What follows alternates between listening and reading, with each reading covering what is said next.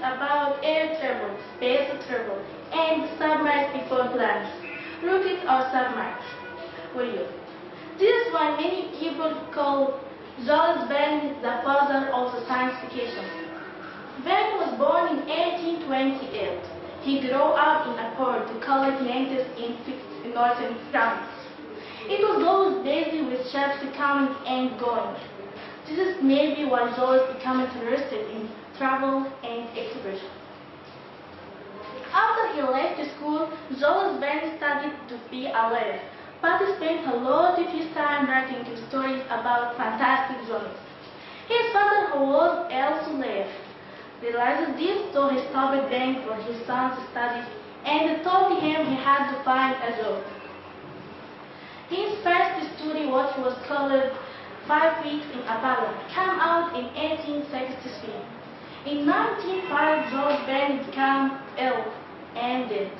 His last novel came out after this. It was called The Lighthouse at the End of the World. Now we are finishing our episode. I will see you next week. Don't forget us.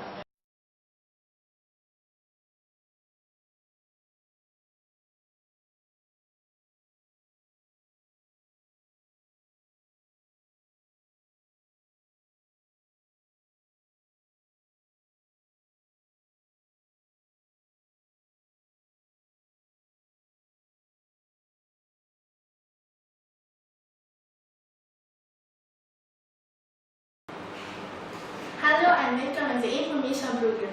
I'd like to start by telling you some things that happened last night.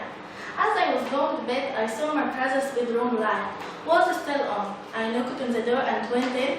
My brother was reading in bed. I complained that it was rather late and that it was time for him to go to sleep. I said he would be tired the next day. My brother explained his book was really exciting and he wouldn't be able to sleep until he had finished it. When I asked him what he was reading, he said, Women in History. So I will talk about women in history. The first woman I will talk about, Dr. Aisha Abdurrahman, who is better known to some people as Bint al-Shota, is one of the most famous people in Egyptian and the Arab culture. She also wrote books, and for 50 years she wrote for the newspaper Al-Akhir. During her life, she helped to improve women's position in Egyptian society.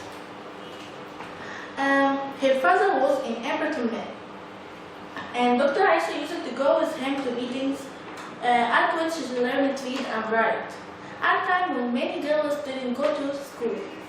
Aisha's mother encouraged her daughter to get a good education. As was lived, Aisha started school at the age of 5 and went to school. Successful at school and went to Cairo University where she studied Arabic language and literature. She was awarded her degree in 1939 and then joined the university staff as a research assistant.